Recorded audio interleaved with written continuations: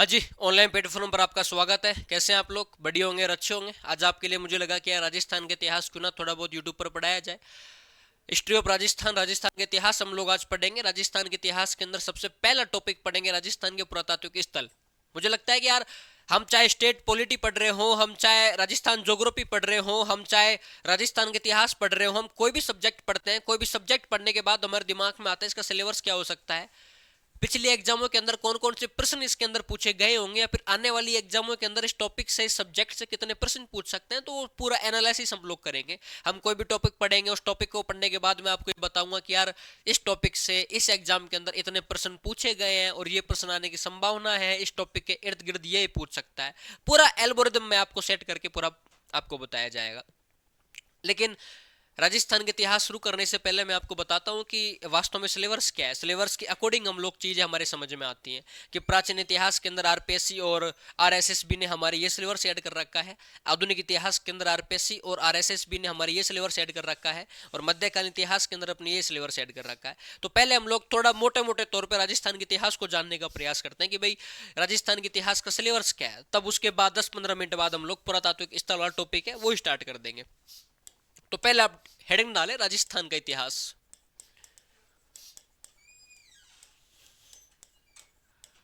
राजस्थान का इतिहास, यहां थोड़ा बहुत ध्यान देना भाई। अपने एक मील नाम का इतिहासकार था, मील गोरा इतिहासकार था, इंग्लैंड का रहने वाला था। उस व्यक्ति का नाम था मील। मील को इतिहास के अंदर, हिस्ट्री सब्जेक्ट के अंदर थोड़ी रुचि थी। इसको देश विदेश का इतिहास पढ़ने के अंदर इसको अच्छा लगता था कि यार क्यों ना मैं फ्रांस का इतिहास उठा के देखूं, क्यों ना यार मैं जापान का इतिहास पढ़ूं, क्यों ना यार मैं इंग्लैंड का इतिहास पढ़ूं, मेरे देश का इतिहास लिखूं। एक दिन मील अपने 4-5 दोस्तों के बीच में बैठा हुआ था, यूं गप्पे सप्पे मार रहा था बैठा बैठा। इसके मन में एक दिन यूं ही दिमाग में आया कि यार India is very beautiful country.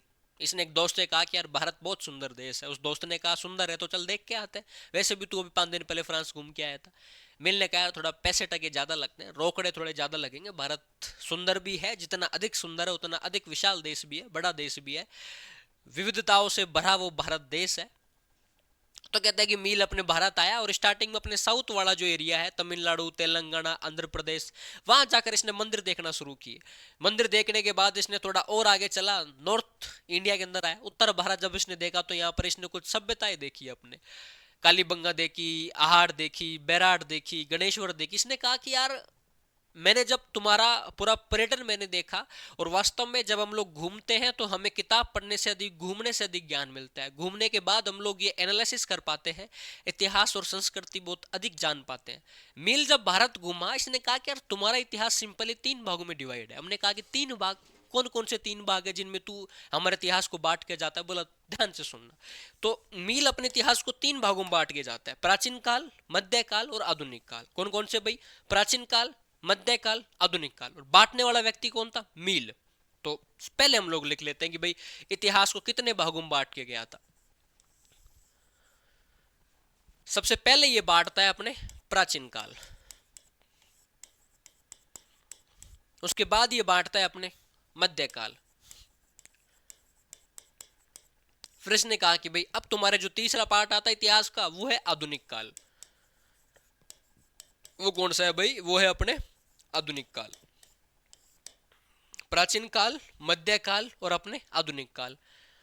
इसने एक दिन यूं गांव के अंदर कहा कि यार तुम्हारा इतिहास 3 भागों में डिवाइड है, प्राचीन काल, मध्यकाल, आधुनिक काल। गांव का किसी एक मेंबर खड़ा हुआ और उसने खड़े होकर सवाल पूछा कि पहले तो आप ये बताओ, तुमने हमारे इतिहास के ऊपर सवाल कैसे उठाया? तुमने हमारे इतिहास को 3 भागों में कैसे बांटा?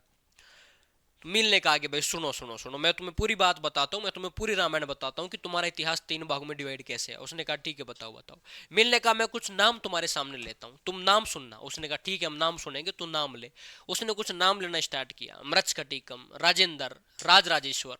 उसने कहा ये जो मैंने नाम लिए हैं ये थोड़े हिंदी संस्कृत टाइप के नाम है।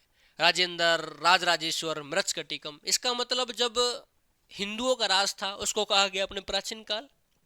उसके बाद कहा कि और नाम सुनना।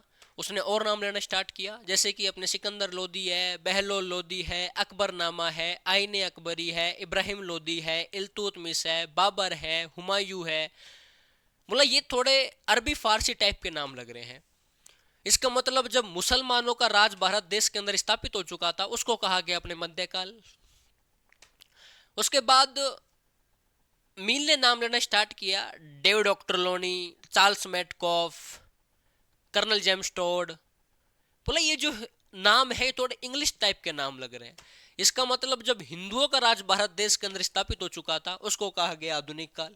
मिल ने कहा कि भाई साहब तुम आधुनिक तब हुए जब अंग्रेज आए, तुम लोगों ने रहना खाना पीना सभ्य शांति व्यवस्था तब बनानी सीखी जब अंग्रेज आए। जब अंग्रेज भारत देश के अंदर आ चुके थे तब हम लोगों ने पेंट पहनना सीखा। जब अंग्रेज भारत देश के अंदर आ चुके थे तब हम लोगों ने चाय पीना सीखा, हम लोगों ने फोन का यूज करना सीखा, हम लोगों ने ट्रेन ट्रेन ट्रेन का सीखा। तो अंग्रेज वास्तव में बड़े भले लोग थे। और मुझे लगता है कि यार अंग्रेजों के आने के बाद तो राजस्थान में लड़ाई ही बंद हो गई थी। अंग्रेजों के आने के बाद में तो राजस्थान में शांति व्यवस्था एकदम यूं पीक पर आ चुकी थी, स्टार्ट हो चुकी थी। तो बाद में कहा गया कि भाई जब हिंदुओं का राज था उसको क्या कहा गया अपने प्राचीन काल, जब मुसलमानों का राज भारत में स्थापित हो चुका था उसको कहा गया हम लोगों ने मध्यकाल, और जब अंग्रेजों का राज हमारे भारत देश में स्थापित हो गया था उसको कहा गया अपने आधुनिक काल। तो सिंपली अपने इतिहास को कितने भागों में बांटा गया अभी, तो सिंपली अपने इतिहास को 3 भागों में डिवाइड किया गया। और डिवाइड करने वाला बंदा अगर कोई था वो था मील। तो याद रहेगी आपको बातें। चलो भाई, अब प्राचीन काल के अंदर अपने सिलेबस में कौन कौन सी चीजें ऐड कर रखी हैं, मध्य काल में क्या दे रखा है, आधुनिक काल में क्या दे रखा है, वो हम लोग थोड़ा सा जानने का प्रयास करते हैं। प्राचीन काल के अंदर हम लोग सबसे पहले देखेंगे पुरातात्विक स्थल, पहला जो टॉपिक है जो जो हम लोग आज पढ़ेंगे, पुरातात्विक स्थल। उसके बाद अगला टॉपिक दे रखा है अपने पुरातात्विक स्रोत, पुरातात्विक स्रोत। और अगला जो टॉपिक दे रखा है अपने वो है जनपद। पुरातात्विक स्थल वाला जो टॉपिक है इसको मैं आम भाषा में कहूँ तो सभ्यताएं, कालीबंगा, आहट, बेरहाट, गणेश्वर, गिलुंड, बालाथल, हड़प्पा, सिंधु सभ्यता, ये कुछ टॉपिक है। अपने लोहयुगीन सभ्यता, ये सारी सभ्यताएं हम लोग इस पहले टॉपिक के अंदर देखेंगे। और मुझे लगता है कि राजस्थान की कोई ऐसी भर्ती होगी जिसके अंदर टॉपिक नहीं पूछा जाता होगा। राजस्थान की हर वैकेंसी के अंदर ये टॉपिक पूछा जाता है। फर्स्ट ग्रेड ले लो, तुम कॉलेज लेक्चरर ले लो, तुम बकायदा रीट ले लो, तुम चाहे एलडीसी ले लो, चाहे वीडियो ले लो, चाहे पटवारी ले लो, चाहे एसआई ले लो, चाहे आरएस ले लो, राजस्थान की आने वाली हर भर्ती के अंदर ये प्राचीन सभ्यता वाला था कोई ना कोई एक प्रश्न आता ही आता है। और 15-20 पन्नों का पूरा प्राचीन काल है। यहाँ से 1 2 3 4 दो से 3 प्रश्न तो पूछ लिए जाते हैं। इसलिए मुझे लगता है कि यार एग्जाम के पॉइंट ऑफ व्यू से अपने प्राचीन काल बहुत इंपॉर्टेंट है। अगर यूं राजस्थान के इतिहास का मैं तुमको आकार बताऊं तो आकार इतना बड़ा है कि तुम राजस्थान के इतिहास के एक शासक के ऊपर एक किताब लिख सकते हो। लेकिन हम अगर एग्जाम के पॉइंट ऑफ व्यू से बात करूं, मैं अगर परीक्षा के दृष्टिकोण से बात करूं तो राजस्थान का इतिहास बहुत छोटा है। इसलिए हमको पढ़ना वो है जो कि केवल एग्जाम के अंदर आए। अगर वास्तव में राजस्थान के इतिहास के अंदर पीएचडी करनी है तो नेट जेआरएफ करो, एमए करो। लेकिन सिलेक्शन के लिए हमको केवल मोस्ट इंपोर्टेंट बातें पढ़ेंगे, ठीक है। और आधुनिक काल के अंदर आपने कुछ चीजें ऐड कर रखी हैं। जब अंग्रेज भारत देश के अंदर आए थे 1818 से लेकर 1956 तक का जो टाइम पीरियड है उसको अपने आधुनिक काल कहा गया था। 1857 की क्रांति की कुछ गतिविधि अपने राजस्थान के अंदर हुई, उसका वो अपने आधुनिक काल के अंदर ऐड कर रखा है। तो 1818 के अंदर जब अंग्रेज भारत के अंदर आ चुके थे और 1956 के अंदर जब एकीकरण हो चुका था, राजस्थान का विलय पूरा कंप्लीट हो चुका था, उस पीरियड को अपने आधुनिक काल कहा गया था। तो एक तो अपने कुछ आधुनिक काल के अंदर 1857 की क्रांति ऐड कर रखी है। 1857 की क्रांति, अंग्रेज जब भारत छोड़ के गए थे तो अंग्रेजों के जाने के बाद में अपने राजस्थान के अंदर किसानों के ऊपर टैक्स बढ़ा दिए थे राजाओं ने। तो किसानों ने आंदोलन स्टार्ट कर दिया था, मूवमेंट स्टार्ट कर दिए। तो बाद में अपने किसान आंदोलन की कुछ गतिविधियां राजस्थान में देखने को मिली। तो किसान आंदोलन भी हम लोग पढ़ देंगे भाई। किसान आंदोलन हम लोग देखेंगे। उसके बाद में अगर बात करूं तो जनजातीय आंदोलन की भी कुछ गतिविधि अपने राजस्थान के अंदर होना शुरू हो गई थी। तो जनजातीय आंदोलन भी हम लोग पढ़ेंगे।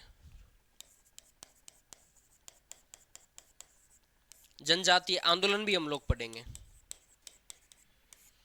उसके बाद प्रजा मंडल, प्रजा का मतलब होता है जनता और मंडल का मतलब होता है संगठन, सभाएं। कि भाई साहब जनता की सभाएं बनना शुरू हो गई थी राजस्थान के एकीकरण के लिए कि यार सभी रियासतों का विलय किया जाए, उसके लिए प्रजा मंडल शुरू किए थे। जयपुर प्रजा मंडल, भरतपुर प्रजा मंडल, झालावाड़ प्रजा मंडल। मुझे याद है प्रजा मंडल का तो अभी आरएस प्री के अंदर एक सवाल पूछा गया था कि मकबूल आलम, कन्हैयालाल और क्या बोलते हैं मांगेलाल भव्य किस प्रजा मंडल से संबंधित है, तो अपने झालावाड़ प्रजा मंडल संबंधित है। तो प्रजा मंडल का भी कोई प्रश्न अगर पूछा जाता है एग्जाम के अंदर तो सिंपल सिंपल क्वेश्चन आते हैं, इतने हार्ड क्वेश्चन नहीं आते, जिसके याद करने की चीज है। अगर समझने की कोई विषय है, मैथ है, रीजनिंग है, इंग्लिश है, साइंस है, हिंदी है, ये समझने के विषय है।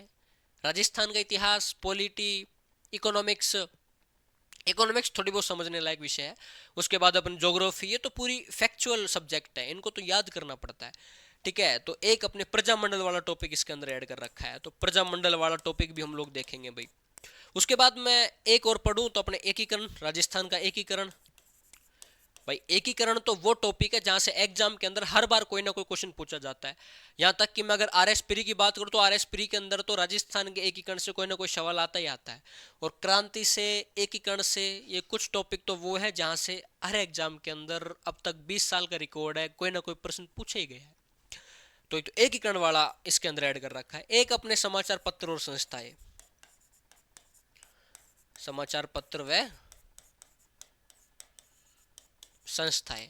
तो ये पूरा अपना आधुनिक काल हो गया कि 1857 क्रांति इसके अंदर ऐड कर रखी है, किसान आंदोलन वाला टॉपिक इसमें ऐड कर रखा है, जनजातीय आंदोलन वाला टॉपिक इसके अंदर ऐड कर रखा है, प्रजामंडल वाला टॉपिक इसमें ऐड कर रखा है, एकीकरण वाला टॉपिक इसमें ऐड कर रखा है, समाचार पत्र और संस्था वाला टॉपिक इसमें ऐड कर रखा है।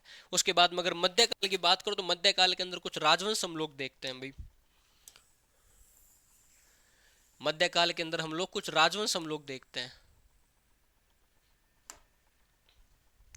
और राजवंश कौन कौन से हैं वो मैं आपको बताता हूँ, ठीक है भाई।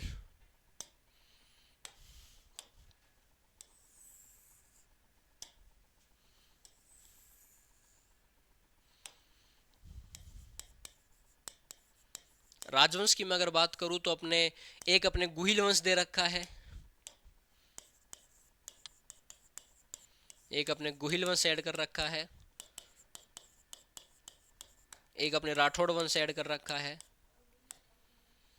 एक अपने कछवाहा वंश ऐड कर रखा है, एक अपने चौहान वंश ऐड कर रखा है, एक अपने परमार वंश ऐड कर रखा है, और एक अपने प्रतिहार वंश ऐड कर रखा है। ठीक है, ये कुछ वंश ऐड कर रखे हैं। ये पूरा का पूरा अपना राजस्थान के इतिहास का सिलेबस है जो आप रीड के अंदर ले लो, या फिर मोटे मोटे तौर पे एलडीसी और राजस्थान पुलिस, वीडियो, जेल प्रेरी, आरएस, एसआई, हर एग्जाम के अंदर कोई ना कोई प्रश्न आएगा। यहाँ जो हम लोग टॉपिक पढ़ेंगे उस टॉपिक से भले किसी भी एग्जाम के अंदर क्वेश्चन आए वो आप सोल्व कर दोगे, कंटेंट आपको इतना दिया जाएगा। ठीक है, तो सिलेबस आप एक बार देख सकते हैं कि भाई ये पूरा का पूरा अपना सिलेबस का परफॉर्मा है। प्राचीन काल, मध्यकाल, आधुनिक काल, राजस्थान के इतिहास का सेपरेशन करने वाला कोई बंदा था, मील था। और मैं तो कहता हूँ आप चाहे जापान का इतिहास उठा के देखो, आप चाहे फ्रांस का इतिहास उठा के देखो, आप चाहे यूएसए का देखो, आप चाहे चीन का देखो, किसी भी देश का इतिहास उठा के देखोगे, इतिहास शब्द अपने आप में 3 भागों में बटा हुआ है: प्राचीन काल, मध्यकाल, आधुनिक काल। और राजस्थान के इतिहास के अंदर प्राचीन काल में कुछ टॉपिक्स दे रखे हैं। पुरातात्विक स्थल है, पुरातात्विक स्रोत है, जनपद है। पुरातात्विक स्थल वाला टॉपिक मैं आज आपको पढ़ाऊंगा, आज ही क्लास में हम लोग ये टॉपिक देखेंगे। उसके बाद आधुनिक काल के अंदर मैंने आपको क्रांति बताई, किसान आंदोलन बताया, जनजातीय आंदोलन वाला टॉपिक है, प्रजामंडल वाला टॉपिक है, एकीकरण वाला टॉपिक है, समाचार पत्र और संस्थाएं, ये वाला टॉपिक है। राजवंश की मैं अगर बात करूं तो अपने गुहिल वंश वाला टॉपिक ऐड कर रखा है, राठौड़ वंश वाला टॉपिक ऐड कर रखा है, कछवाहा वंश वाला, चौहान वंश, परमार वंश, प्रतिहार वंश, और भी कई वंश है जैसे अपने करौली का इतिहास हो गया, भरतपुर का इतिहास हो गया। तो वो हम लोग आपको ऐड करा देंगे इसके अंदर चीजें बाद में। तो मोटे मोटे तौर पे एग्जाम के अंदर इन इन टॉपिकों से मोस्ट सवाल पूछे जाते हैं। अगर एग्जाम के पॉइंट ऑफ व्यू से भी इसके अंदर मैं आपको छाट के बताऊंगा यार इसमें ये चीजें बहुत इंपॉर्टेंट है, तो प्राचीन काल वाला जो टॉपिक है, प्राचीन काल एग्जाम के पॉइंट ऑफ व्यू से बहुत इंपॉर्टेंट है। प्राचीन काल छोड़ के मत जाना, प्राचीन काल पढ़ना भाई साहब, क्योंकि प्राचीन काल से हर एग्जाम के अंदर 2 से या 3% पूछे ही जाते हैं। आधुनिक काल की मैं अगर बात करूँ तो आधुनिक काल तो पूरा इंपॉर्टेंट है, पूरा ही पढ़ना, लेकिन इसमें कुछ टॉपिक्स जो मैं आपको बार बार रिवाइज करने के लिए बता सकता हूँ। तो एक तो 1857 क्रांति, यहाँ से हर एग्जाम के अंदर कोई ना कोई क्वेश्चन आता ही आता है। एक अपने प्रजामंडल, यहाँ से कोई ना कोई क्वेश्चन पूछता है। एक अपने एकीकरण, यहाँ से तो बहुत बहुत अधिक संभावना रहती है प्रश्न आने की, तो एकीकरण वाला टॉपिक आप ढंग से याद करके जाया करो भाई। एक समाचार पत्र और संस्थाएं, यहाँ से प्रश्न हर बार कोई ना कोई संस्था का, कोई ना कोई राजनीतिक संगठन का, कोई ना कोई समाचार पत्र का पूछ ही लिया जाता है ना। तो ये पूरा का पूरा एल्गोरिथम हम लोगों ने देख लिया। अब हम लोग स्टार्ट करते हैं अपने राजस्थान के पुरातात्विक स्थल। तो आप हेडिंग डालो, राजस्थान के पुरातात्विक स्थल।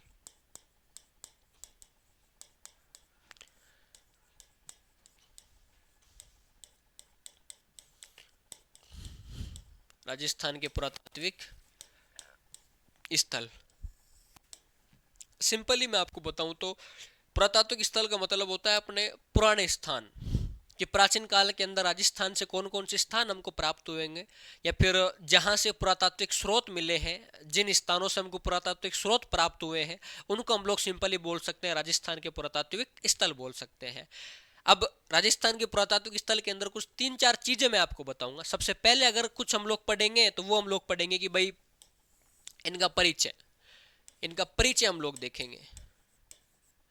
अब परिचय के अंदर भी कुछ दो तीन बातें मैं आपको ऐड कराऊंगा, जैसे कि मैं आपको एक बात बताऊं तो इन पुरातात्विक स्थल कौन कौन से हैं, जानकारी कहाँ से मिलती है, वो बातें हम लोग पढ़ेंगे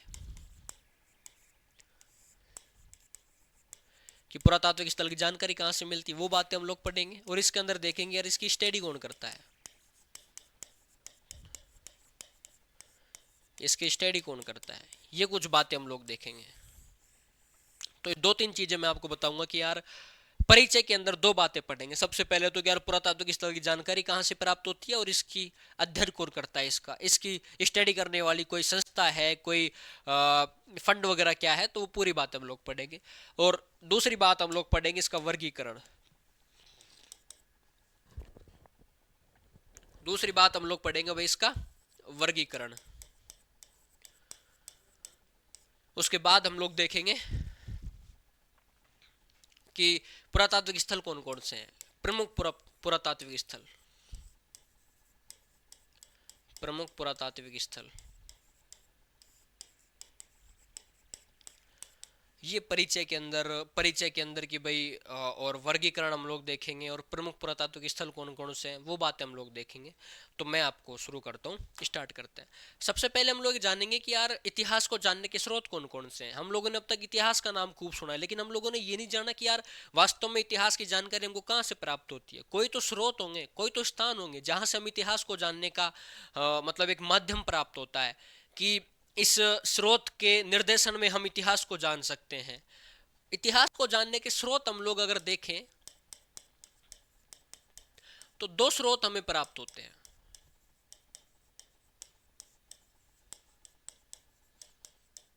इतिहास को जानने के स्रोत की मैं अगर बात करूं तो दो स्रोत हमारे पास में आते हैं। एक अपने पास में आता है साहित्यिक स्रोत, एक अपने पास में कौन सा होता है भाई, साहित्यिक स्रोत। और एक स्रोत अपने पास में होता है पुरातात्विक स्रोत, पुरातात्विक स्रोत। अब दोनों में कंफ्यूजन होता है, सर ये साहित्यिक स्रोत क्या होता है और पुरातात्विक स्रोत क्या होता है। मन में खूब सवाल आते हैं कि सर आपने बताया कि इतिहास को जानने के दो स्रोत अपने पास में हैं, एक अपने पास में साहित्यिक स्रोत और एक अपने पास में पुरातात्विक स्रोत।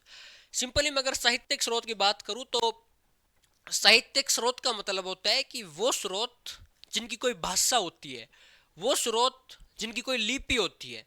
जो स्रोत किसी भाषा में लिखे हुए हमको प्राप्त होते हैं, जो स्रोत किसी लिपि के अंदर हमको लिखे हुए प्राप्त होते हैं। मैं कहूँ क्या, रामायण, रामायण का हमको कोई स्रोत प्राप्त हुआ। अब रामायण तो भाई साहब किसी न किसी भाषा में लिखी हुई है, रामायण की कोई ना कोई तो लिपि है जिससे हमको प्राप्त हो रही है, तो उसको मैं बोल सकता हूँ साहित्यिक स्रोत।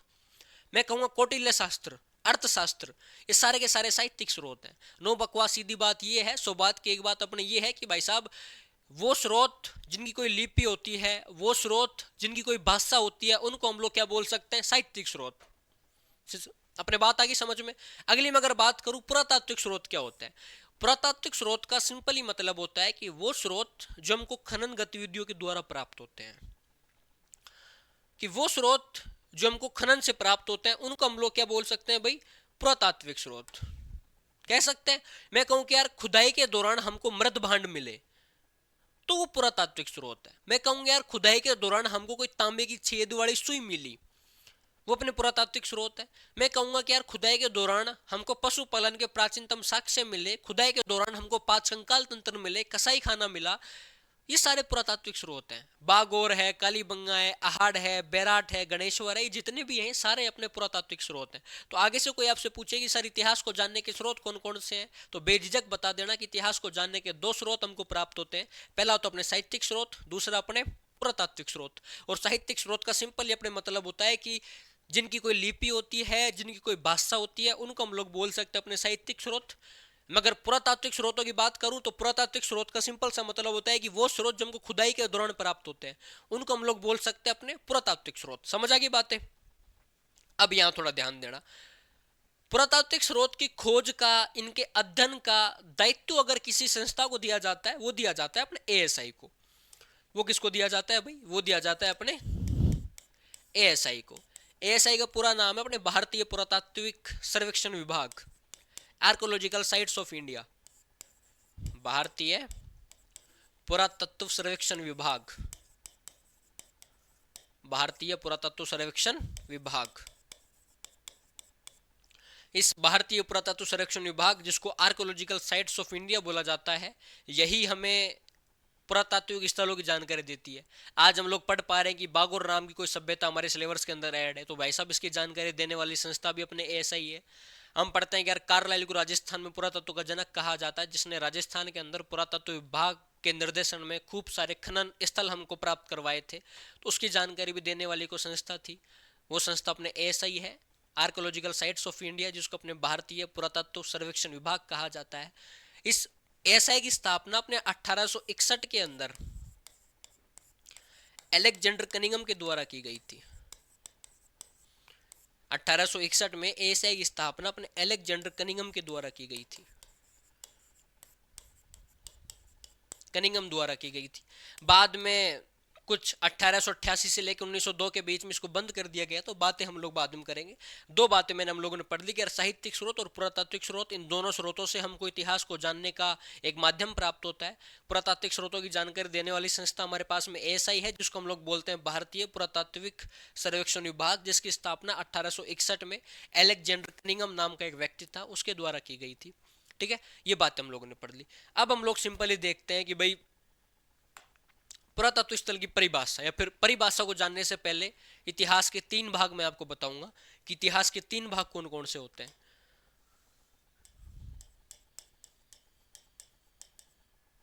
इतिहास के तीन भाग, जिनमें हमारे एंशिएंट राजस्थान को डिवाइड कर रखा है, वो तीन भाग मैं आपको बताऊंगा भाई।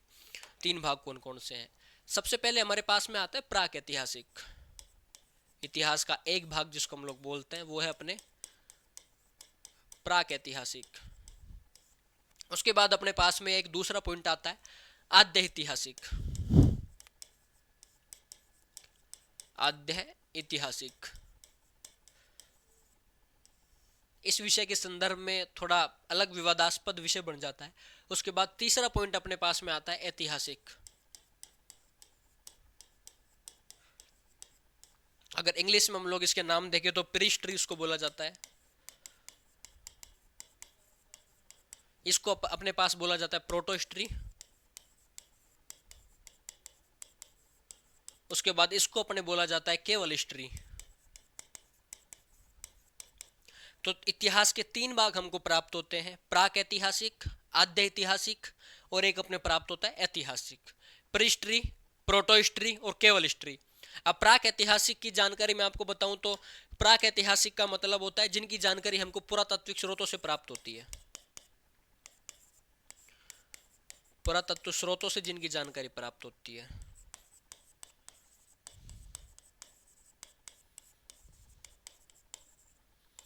जिनकी जानकारी प्राप्त होती है।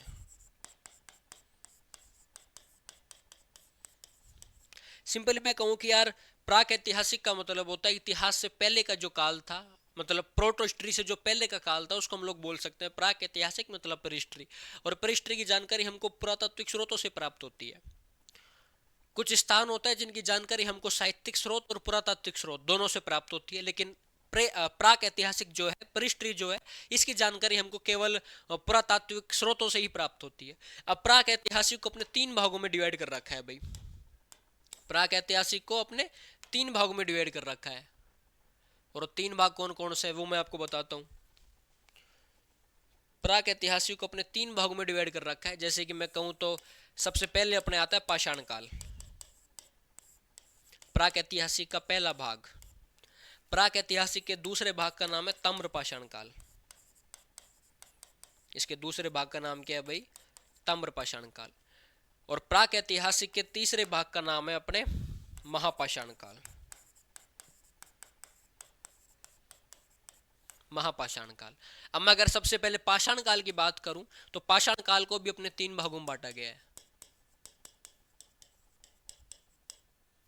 पाषाण काल की मैं अगर बात करूं तो अपने पाषाण काल को भी 3 भागों में बांटा गया है। सबसे पहले बांट रखा है अपने पूरा पाषाण काल। सबसे पहले क्या बांट रखा भाई अपने पूरा पाषाण काल। उसके बाद अपने बांट रखा है मध्य पाषाण काल।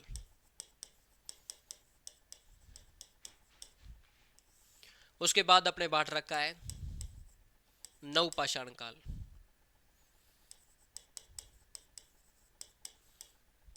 तो ये अपने पाषाण काल को 3 भागों में बांट रखा। मैंने कहा कि भाई प्राक ऐतिहासिक का मतलब होता है कि वो ऐतिहासिक या फिर वो हिस्ट्री जिनकी जानकारी हमको आर्कोलॉजिकल साइट्स मतलब पुरातात्विक स्रोतों से प्राप्त होती है, उसको हम लोग प्राक ऐतिहासिक बोल सकते हैं। और प्राक ऐतिहासिक को भी अपने 3 भागों में बांटा गया है, पाषाण काल, ताम्र पाषाण काल और महापाषाण काल। समझ आ गई बात। उसके बाद सबसे पहले पाषाण काल मैंने आपको बताया कि भाई पाषाण काल मतलब पत्थरों का वो काल जब मनुष्य पत्थर को यूज में लिया करता था, पत्थर के साथ अपनी पूरी खाने पीने की, रहने की, मतलब अपना जीवन काल पत्थर के हिसाब से गुजारा करता था, उसको हम लोग बोल सकते हैं पाषाण काल। पाषाण को इंग्लिश में स्टोन बोलते हैं और हिंदी में उसको पत्थर बोलते हैं। तो पत्थरों का जो काल था जब मनुष्य पत्थर का प्रयोग बहुत अधिक मात्रा में किया करता था, उसको हम लोगों ने बोला पाषाण काल। अब इस पाषाण काल को भी 3 भागों में बांटा गया। सबसे पहले अपने पुरा पाषाण काल आता है, फिर अपने मध्य पाषाण काल आता है, फिर अपने नव पुरा पाषाण काल आता है, सॉरी नव पाषाण काल आता है। उसके बाद दूसरा मैंने आपको लिखाया था ताम्र पाषाण काल। तो ताम्र पाषाण काल को भी अपने 2 भागों में बांटा गया है भाई। ताम्र पाषाण काल को भी अपने 2 भागों में बांटा गया है।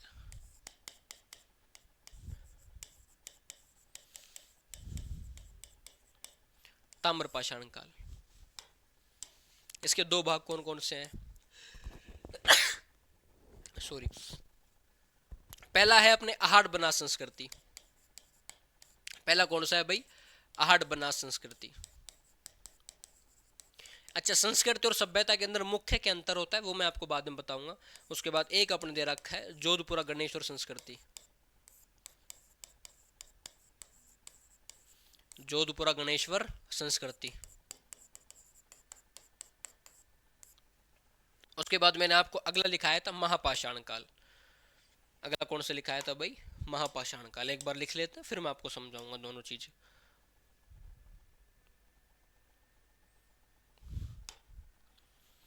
अगला हम लोग ऐड करते हैं महापाषाण काल।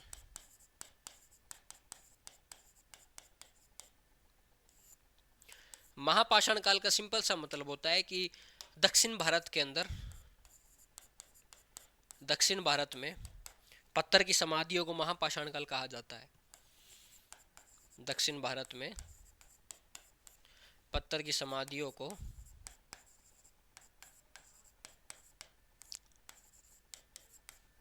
महापाषाण काल कहा जाता है।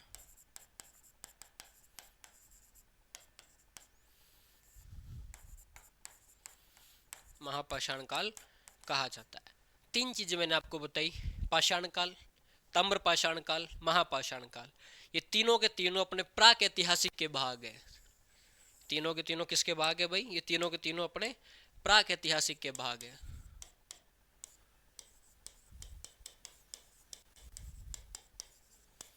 प्राक ऐतिहासिक के भाग है। ताम्र पाषाण काल के अंदर अपने एक मैंने आपको बताया आहड़ बनास संस्कृति और जोधपुरा गणेश्वर संस्कृति। सभ्यता और संस्कृति के अंदर, सभ्यता और संस्कृति के अंदर सिंपल एक मुख्य कारण अगर अंतर मैं आपको बताऊं तो आगे बताऊंगा ना कि भाई संस्कृति के अंदर क्या अंतर होता है और सभ्यता के अंदर क्या अंतर होता है। महापाषाण काल के अंदर मैंने कहा कि दक्षिण भारत में पत्थर की समाधियों को महापाषाण काल कहा जाता है। वास्तव में राजस्थान के अंदर केवल पाषाण काल और ताम्र पाषाण काल ही है। पाषाण काल और ताम्र पाषाण काल ही है। महापाषाण काल अपने साउथ के अंदर है। दक्षिण भारत के अंदर अपने महापाषाण काल आता है। दक्षिण भारत के अंदर जो तमिलनाडु है, आंध्र प्रदेश है, तेलंगाना है, वहां पर जो पत्थर की समाधियां हैं, जो पुराने पत्थरों की बड़ी बड़ी समाधियां हैं, उनको अपने महापाषाण काल कहा जाता है कि यार पाषाण काल से पहले की है, महापाषाण काल उनको नाम दे रखा है। तो महापाषाण काल अपने जब इंडियन हिस्ट्री पढ़ते हैं, जब भारत का प्राचीन इतिहास पढ़ते हैं, तब ये वाला टॉपिक पढ़ते हैं। होता तो यह कि भाई जब कॉलेज लेक्चरर ले लो, फर्स्ट ग्रेड ले लो, उनके अंदर जब अपने प्राक ऐतिहासिक वाला टॉपिक पढ़ा जाता है तो कम से कम 5 से 10 क्लासें होती हैं। लेकिन अपने नॉर्मली एग्जाम के पॉइंट ऑफ व्यू से छोटा इतिहास है, अधिक अधिक नहीं है ना। तो ये प्राक ऐतिहासिक के मैंने आपको तीनों पार्ट बता दिए। उसके बाद अब हमने आते आद्य ऐतिहासिक कि भाई आद्य ऐतिहासिक के अंदर क्या बातें ऐड करें। तो आद्य ऐतिहासिक के अंदर सिंपली मैं आपको बताऊं तो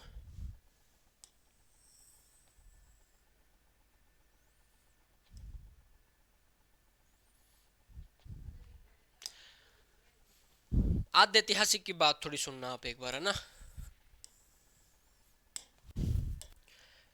आद्य ऐतिहासिक का मतलब होता है कि भाई जिसकी जानकारी पुरातात्विक स्रोतों से प्राप्त होती है। तो इसकी भी हमको जानकारी पुरातात्विक स्रोतों से प्राप्त होती है, पुरातत्व स्रोतों से ही जानकारी प्राप्त होती है, पुरातत्व स्रोतों से ही हमको इसकी जानकारी प्राप्त होती है।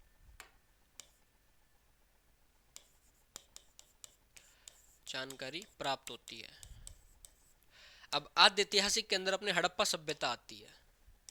आद्य ऐतिहासिक के अंदर क्या आती है भाई, अपने हड़प्पा सभ्यता।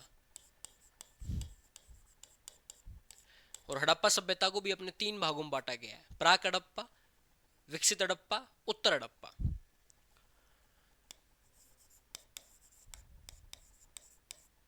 प्राक हड़प्पा, एक अपने आ जाएगी विकसित हड़प्पा, और एक अपने आ जाएगी उत्तर हड़प्पा। तो हड़प्पा सभ्यता के अंदर सिंपली तीन बातें आती हैं। अब सभ्यता और संस्कृति के अंदर मैं आपको मुख्य रीजन बताऊं। संस्कृति और सभ्यता के अंदर एक मुख्य रीजन होता है कि सभ्यताएं समय के साथ में नष्ट हो जाती हैं, लेकिन संस्कृति कभी भी समय के साथ नष्ट नहीं होती। संस्कृति पीढ़ी दर पीढ़ी बढ़ती रहती है।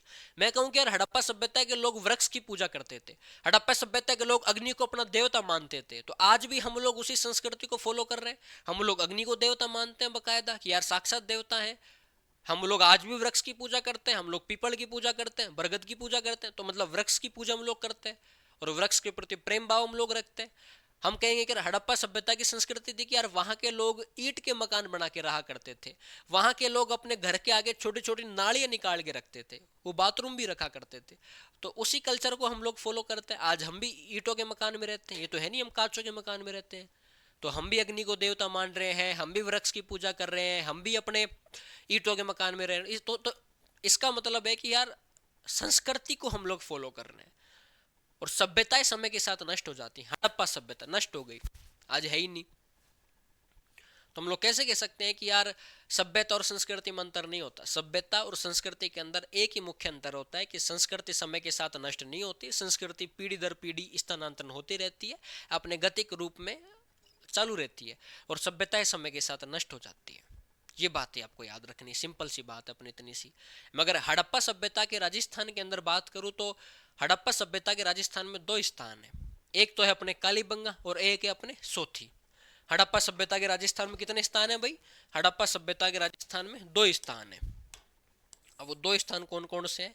एक स्थान तो है अपने कालीबंगा, एक स्थान कौन सा है भाई? कालीबंगा। और एक स्थान अपने आता है सोथी।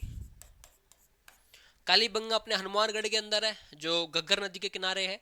और सोथी की मैं अगर बात करूं तो सोथी अपने की भाई बीकानेर की जो आसपास की जितनी भी सभ्यताएं हैं उनको मिला के सोथी कहा जाता है। तो हड़प्पा सभ्यता के राजस्थान में दो मुख्य स्थान है, कालीबंगा और सोथी। कालीबंगा अपने हनुमानगढ़ नाम का जिला पड़ता है, वहां पे है। और सोथी की मैं अगर बात करूँ तो अपने जो बीकानेर जिला है, उस बीकानेर के अंदर जो आसपास के जितनी भी सभ्यताएं हैं उन सारी सभ्यताओं का जो एक सम्मिलित रूप होता है, जो संगठित रूप होता है, उनको अपने सोथी कहा जाता है। ठीक है, तो चलो भाई आगे चलते हैं। प्राक ऐतिहासिक अपना हो गया, आद्य ऐतिहासिक हो गया, मतलब प्री हिस्ट्री हम लोगों ने समझ लिया और प्रोटो हिस्ट्री हम लोगों ने समझ लिया। अब समझते हैं केवल हिस्ट्री, केवल ऐतिहासिक की बातें हम लोग करते हैं। अपना अंतिम पार्ट बचा है ऐतिहासिक वाला।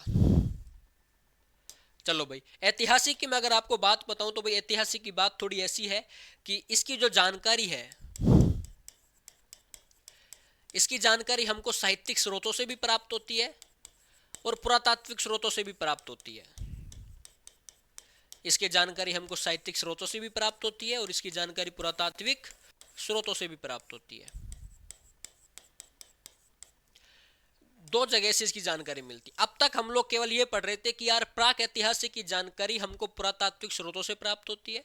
इसका मतलब केवल पुरातात्विक स्रोतों से प्राप्त होती है, ना कि साहित्यिक स्रोतों से प्राप्त होती है। उसके बाद मैंने आपको आगे बताया कि जो अपने आद्य ऐतिहासिक है, जो प्रोटो हिस्ट्री है, इसकी जानकारी भी केवल हमको क्या बोलते हैं अपने पुरातात्विक स्रोतों से ही प्राप्त होती है, ना कि साहित्यिक स्रोतों से प्राप्त होती है। लेकिन जो हिस्ट्री है, जो ऐतिहासिक वाला इतिहास का तीसरा भाग है, इसकी जानकारी हमको साहित्यिक स्रोतों से भी प्राप्त होती है, इसकी जानकारी हमको पुरातात्विक स्रोतों से प्राप्त होती है। इसका मतलब जो ऐतिहासिक वाला भाग है, यहाँ से हमको कुछ लिपि वाले स्रोत भी मिले हैं, यहाँ से हमको कुछ भाषा वाले ग्रंथ भी प्राप्त हुए हैं, और यहाँ से हमको खुदाई की चीज़ें प्राप्त हुई हैं। तो दो दो चीजें अपने यहाँ पर प्राप्त होती है कि भाई एक तो लिपि वाली मतलब साहित्यिक स्रोत यहाँ से प्राप्त होता है, और एक अपने पुरातात्विक स्रोत यहाँ से प्राप्त होते हैं। अब बात करते हैं कि भाई इसका राजस्थान के अंदर एक स्थान में अगर सिंपली बताऊं तो बैराठ नाम का जो स्थान है वो राजस्थान के अंदर स्थित है ना। तो ये पूरा मैंने आपको एल्गोरिदम बता दिया कि भाई अपने इतिहास को जानने के दो स्रोत मैंने अब तक आपको बताए, साहित्यिक स्रोत और पुरातात्विक स्रोत। साहित्यिक स्रोत का मतलब मैंने आपको बताया कि भाई वो स्रोत जिनकी कोई लिपि होती है, वो स्रोत जिनकी कोई भाषा होती है, उनको हम लोग बोल सकते हैं अपने सॉरी साहित्यिक स्रोत उनको बोल सकते हैं। और पुरातात्विक स्रोतों का मतलब मैंने आपको बताया कि यार इसकी जानकारी देने वाला अपने पास में एक संस्था है जिसका नाम है भारतीय पुरातात्विक सर्वेक्षण विभाग, जिसकी स्थापना अपने 1861 के अंदर एलेक्जेंडर कनिंगम के द्वारा की गई थी। उसके आगे मैंने क्या बताया, आगे मैंने आपको बताया कि यार जो इतिहास को तीन भाग हैं, अपने इतिहास के तीन भाग हैं, प्राक ऐतिहासिक है, आद्य ऐतिहासिक है, ऐतिहासिक है, प्रीहिस्ट्री, प्रोटो हिस्ट्री और ऐतिहासिक हिस्ट्री।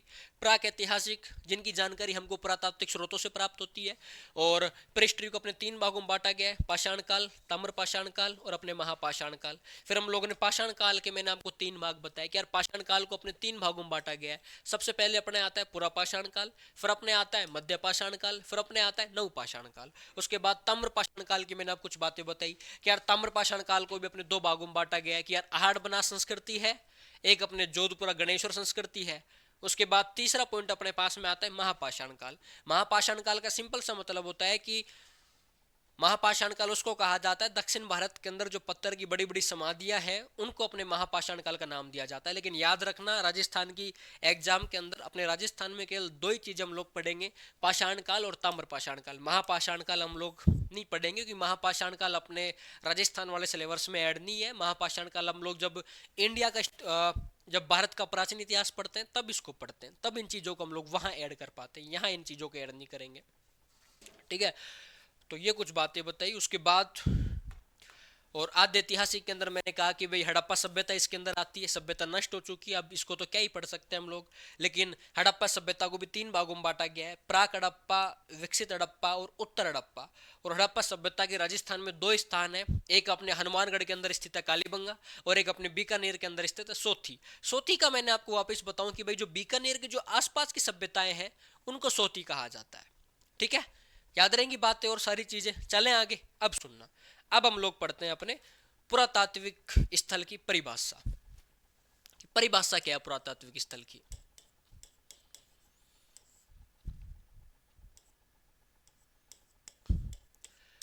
पुरातात्विक स्थल की परिभाषा,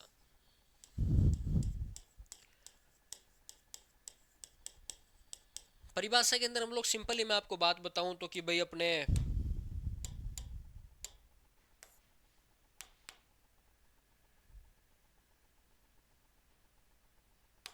देखना, पुरातात्विक स्थल की परिभाषा की मैं अगर आपको बात बताऊं तो परिभाषा को सिंपली हम लोग एक बहुत आसान और अच्छे शब्दों में ये लिख सकते हैं कि वह स्थान या फिर ऐसे स्थान जहां से हमको पुरातात्विक स्रोत इत्यादि प्राप्त होते हैं उनको हम लोग पुरातात्विक स्थल कहते हैं। मैं कहूँगा कि यार भाई अब तो हालांकि गांव जाने का टाइम नहीं मिलता, लेकिन जब पहले गांव जाते, अभी तो थोड़ा रोजमर्रा की जिंदगी में थोड़ा व्यस्त रहते हैं, तो त्योहार के समय गांव जाने का टाइम मिल पाता है। मेरे को कहानियां सुनने का थोड़ा ठीक ठाक शौक था, तो मैं दादा के पास शाम को बैठता और दादा के पास बैठ के कहता कि दादा कहानी सुनाओ आप तो। और दादा ऐसी ऐसी प्राचीन काल की कहानियां सुनाते, मेरे को तो नींद नहीं आती। मम्मी तो कहती कि छोरा 3 घंटे तक तो दादा के पास बैठे बैठे कहीं कर रहे हो, 3 घंटे होगा तने बैठे बैठा, अब आजार सो जा, दूध दूध पीर गए। मैं कहता मैं कहा मम्मी दादो बड़ी बड़ी प्यारी प्यारी कहानी सुनाओ है, मैंने कहानी सुनवा में बड़ो मजा आवे।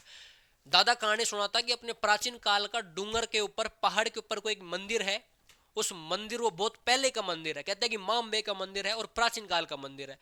कहानी का आप ट्विस्ट का वेट करना कि मैं कहानी के माध्यम से क्या समझाना चाहता हूँ। कहते हैं कि भाई कोई प्राचीन काल का मां अम्बे का मंदिर है, उस मां अम्बे के मंदिर के नीचे एक अभिलेख लिखा हुआ है, उस अभिलेख के ऊपर 4-5 बातें लिख रखी हैं कि इस मंदिर का निर्माण पहले किस राजा ने कराया था, इस मंदिर से हमको ये जानकारी प्राप्त होती है, इस मंदिर से हमको ये सब कुछ प्राप्त होता है। मतलब 100 बात की एक बात यह है कि वो अभिलेख भी बहुत पहले का है, वो अभिलेख भी बहुत प्राचीन काल का है, लेकिन उस अभिलेख के अंदर जो बातें हैं वो स्रोत के रूप में है, वो एक भाषा के रूप में है, वो एक लिपि के रूप में है, इसलिए हम लोग उसको बोल सकते हैं साहित्यिक स्रोत है। और जो मंदिर है वो है एक पुरातात्विक स्थल, वो बहुत प्राचीन काल का मंदिर है, वो एक पुरातात्विक स्थल है। कहते हैं किसी खुदाई के अंदर वो मंदिर प्राप्त हुआ था, इसका मतलब वो एक पुरातात्विक स्थल है। तो दादा ने कहा कि प्राचीन काल का मंदिर है, वो तो हो गया पुरातात्विक स्थल। उस स्थल की जानकारी उस मंदिर के नीचे एक अभिलेख के अंदर ऐड कर रखी है, उसको मैं बोल दूंगा पुरातात्विक स्रोत। तो ऐसे स्थान जहां से हमको पुरातात्विक स्रोत प्राप्त होते हैं उनको हम लोग कह सकते हैं पुरातात्विक स्थल। तो सिंपल और आसान शब्दों में, अच्छे शब्दों में, बहुत प्यारी डेफिनेशन है इसकी कि भाई ऐसे स्थान, क्या लिख सकते हैं भाई, ऐसे स्थान, ऐसे स्थान जहां से पुरातात्विक स्रोत, ऐसे स्थान जहां से पुरातात्विक स्रोत, कोष्टक में आप लिखना जैसे कि प्रस्तर उपकरण, प्रस्तर उपकरण, अभिलेख, स्मारक, मंदिर, मुद्राएं, मुहूरे इत्यादि प्राप्त हो, इत्यादि प्राप्त हो, उन्हें पुरातात्विक स्थल कहा जाता है। उन्हें पुरातात्विक स्थल कहा जाता है,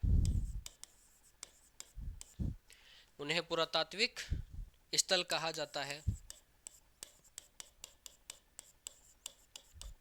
अब यहाँ ध्यान देना, यहाँ मैंने कुछ शब्द आपको बताए, जैसे कि एक शब्द मैंने आपको बताया मुद्रा और एक शब्द मैंने आपको बताया मुहरे। मुद्रा और मुहरे दोनों अलग अलग शब्द हैं। मुद्रा का मतलब पहले ये होता था कि यार मुद्राएं बाद में चली हैं। मुद्रा मतलब कह सकता हूँ कि हम लोग इकोनॉमिक्स के अंदर पढ़ते हैं मुद्रास्फीति, कि यार मुद्रा की वैल्यू क्या है, इन्फ्लेशन रेट्स। पहले बार्टर सिस्टम होता था, वस्तु विनिमय, कि किसी को गेहूं चाहिए तो बाजरा दे दे, गेहूं ले ले, मतलब वस्तु के बदले वस्तु देना। पहले पैसे रोकड़े तो थे नहीं, पैसे टके थे नहीं, तो मुद्राएं पहले हुआ करती थी कि यार वस्तु के बदले वस्तु देना, वस्तु विनिमय जो सिस्टम कहलाता है उसको हम लोग पहले बार्टर सिस्टम बोला करते थे। अच्छा, एक नाम मैंने आपको बताया मुहूरे। मुहरों का सिंपल सा मतलब होता है किसी भी चीज की पहचान। हम कहते हैं कि यार तेरे पास में क्या मोहर है, क्या मोहर है क्या इसकी, कि यार कॉलेज की मोहर हो गई, स्कूल की मोहर हो गई, मकान की मोहर हो गई, किसी गांव की मोहर हो गई, किसी राज्य की मोहर हो गई, किसी देश की मोहर हो गई। तो मुहर का मतलब आप समझ के, मुहर का मतलब होता है एक सील जो हम लोग ठोकते हैं, मतलब एक तरह से चिन्ह है, उसको हम लोग बोल सकते हैं मुहर। और जो बार्टर सिस्टम होता था पहले, उसको बोलते थे वस्तु विनिमय वाला जो सिस्टम होता है ना अपने, क्या वस्तु के बदले वस्तु देना, उसको हम लोग बोल सकते हैं अपने बार्टर सिस्टम। चले आगे। तो परिभाषा डेफिनेशन मैंने आपको बता दी। अब ध्यान देना भाई, पुरातात्विक स्थल की खोज और अध्ययन के बारे में थोड़ी बहुत जानकारी आपको पढ़ाएंगे ना, तो वो चीजें भी आप देख लेना। सुनना भाई, थोड़ा सा सुनना, क्या लिख ही लो, देख ही लो।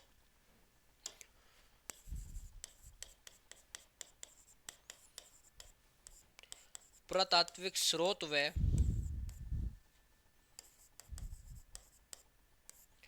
स्थल की, या फिर हम कह सकते हैं पुरातात्विक स्रोत व स्थलों की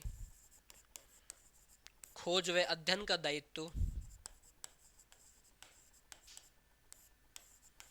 खोज व अध्ययन का दायित्व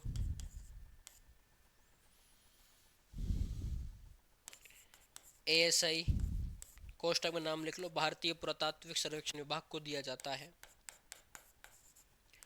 भारतीय पुरातत्व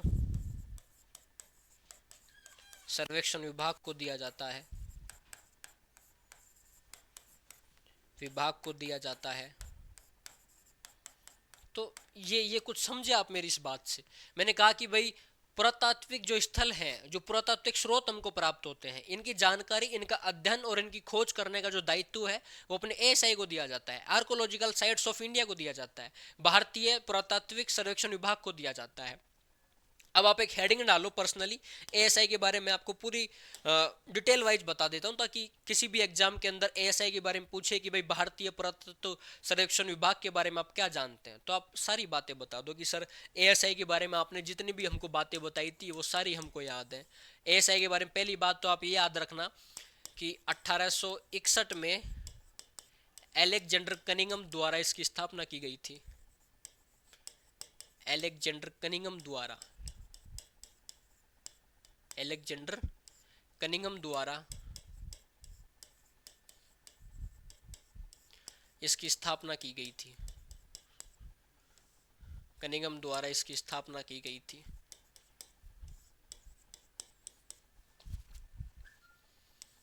कनिंगम द्वारा इसकी स्थापना की गई थी। अगला पॉइंट आप एएसआई के बारे में याद रखना कि भाई एलेक्जेंडर कनिंगम जब पुरातत्व विभाग की खोज करता है, अध्ययन करता है, तो भाई खोज करने के लिए घूमना पड़ता है, खुदाई करानी पड़ती है, और खुदाई कराने के लिए जो एम्प्लॉय होते हैं उनको पैसा टका देना पड़ता है, थोड़ा बहुत रोकड़ा देना पड़ता है। तो कहते हैं कि एलेक्जेंडर कनिंगम के पास में 10-12 साल तक तो पैसे थे, उसके बाद पैसे हो गए खत्म। अब कनिंगम ने कहा यार जब पैसे मेरे पास है ही नहीं तो मैं कहाँ से खुदाई करूंगा, कहाँ से मैं अध्ययन की जानकारी जुटा पाऊंगा, मेरे पास तो अब कोई स्रोत ही नहीं बचेगा।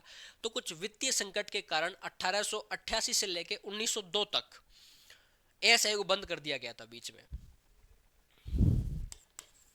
1888 से 1902 के मध्य वित्तीय संकटों के कारण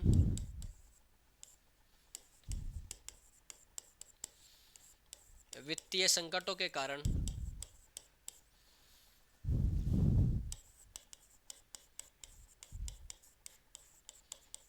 एएसआई को बंद कर दिया गया था।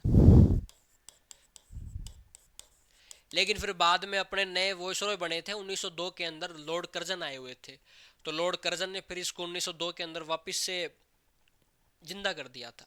तो ये वाली लाइन भी आप याद रखना कि भाई बंद होने के बाद में क्या 1888 से लेके 1902 के मध्य तो कुछ वित्तीय संकटों के कारण तो एसआई को बंद कर दिया गया था, लेकिन वापस जिंदा करने वाला व्यक्ति कौन था? 1902 में 1902 में लॉर्ड कर्जन ने इसे वापस जिंदा किया, इसे वापस जिंदा किया। तो ये कुछ एएसआई के बारे में, एएसआई के संदर्भ में हमको ये बातें ध्यान में रखनी है भाई, ठीक है, कि एएसआई के बारे में नोट डाल के इसको ऐड कर लेना, नोट लिख लेना कॉपी में, और उसके आगे एएसआई के बारे में ये सारी बातें लिख लेना कि भाई एएसआई के अंदर मैंने आपको बताया कि 1861 में अलेक्जेंडर कनिंगम के द्वारा इसकी स्थापना की गई थी। फिर बाद में अपने 1888 से लेकर 1902 तक कुछ वित्तीय संकटों के कारण एएसआई को बंद कर दिया गया था, और बाद में 1902 में अपने लॉर्ड कर्जन आते हैं, उनके द्वारा इसको वापस जिंदा किया जाता है पुनः ना। तो ये कुछ बातें याद रखनी है आपको एएसआई के संदर्भ में। अच्छा, अपने जो एएसआई था, उस एएसआई ने राजस्थान के पुरातात्विक स्थलों को कुछ भागों में वर्गीकृत किया था कि भाई पाषाण काल है, ताम्र पाषाण काल है। जैसे कि मैंने कहा ना कि मील, तो मील ने अपने इतिहास को 3 भागों में बांटा, प्राचीन काल, मध्य काल, आधुनिक काल। उसी तरह एएसआई भी अपने राजस्थान के इतिहास के जो पुरातात्विक स्थल है उनको 3 भागों में बांट के जाती है। तो एएसआई ने पुरातात्विक स्थलों को निम्न भागों में वर्गीकृत किया। पुरातात्विक स्थलों को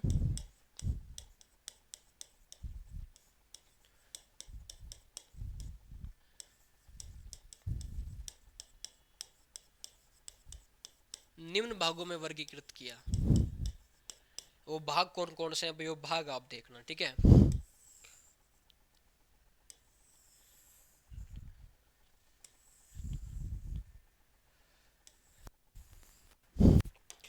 वो भाग है जैसे कि भाई अपने एक है पाषाण काल,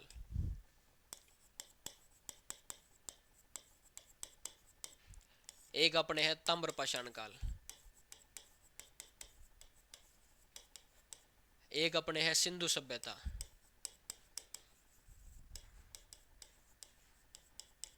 सिंधु सभ्यता को मैं सिंपली कांस्य युग बोल सकता हूं, है ना। तो ये आप याद रखना थोड़ा बहुत। उसके बाद है अपने लोह युग, फिर अपने जनपद वाला पार्ट आ जाता है। तो ये टोटल एएसआई ने अपने जो पुरातात्विक स्थल है उनको इस तरह बांट के रखा है कि भाई सबसे पहले अपने पाषाण काल है, फिर अपने ताम्र पाषाण काल है, फिर अपने सिंधु सभ्यता जिसको हम लोग कांस्य युग बोलते हैं वो है, उसके बाद अपने सिंधु सभ्यता है, उसके बाद लोह युग है। तो ये कुछ बातें हम लोगों ने पढ़ी पुरातात्विक स्थल से संबंधित जितनी भी हमारे पास परिचय के तौर पे जो जानकारियां थी। जो इस क्लास को ध्यान से देख लेगा मुझे लगता है कि उसके लिए फिर आने वाली 4-5 क्लासें आसान हो जाती है, क्योंकि आधी बातें तो वो यहाँ समझ ही जाता है। बाकी आने वाली क्लासों में उसको और एग्जाम की पॉइंट ऑफ व्यू से और अच्छी अच्छी जानकारी मिलती है। मैं फिर कहना चाहूँगा कि यार राजस्थान की ऐसी कोई भर्ती होगी जिसके अंदर सभ्यताओं से कोई प्रश्न नहीं आता हो। हर एग्जाम के अंदर कोई ना कोई प्रश्न पूछ ही लिया जाता है। तो अब तक मैंने कुछ बातें आपको इसके अंदर ऐड कराई। जैसे कि सबसे पहले क्या पढ़ा हम लोगों ने भाई, सबसे पहले हम लोगों ने देखा था कि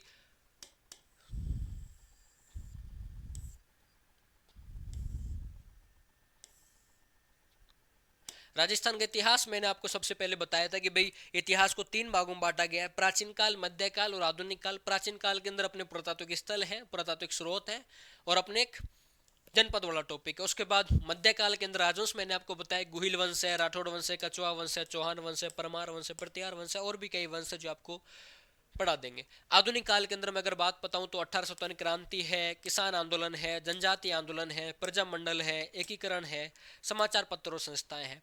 ये पूरा का पूरा अपना राजस्थान के इतिहास का एल्ब्रिद मैंने आपको बताया।